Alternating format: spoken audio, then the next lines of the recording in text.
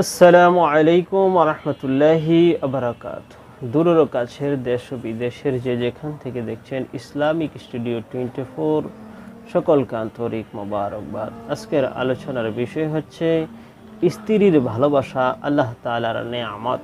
আল্লাহ পাক রব্বুল আলামিন স্ত্রীর ভালোবাসা সম্পর্কে কোরআনুল কারীমের মধ্যে ইরশাদ করে দিয়েছেন, আমিন আয়াতিহি আন্না খালাকা লাকুম মিন আনফুসিকুম আজওয়াজাল লিতাসকুনু ইলাইহা ওয়া জাআলা বাইনাকুম মাওয়াদ্দাতান ওয়া রাহমাতান ইন্না ফি যালিকা লাআয়াতিল লিকাউমিন ইয়াতাফাক্কারুন।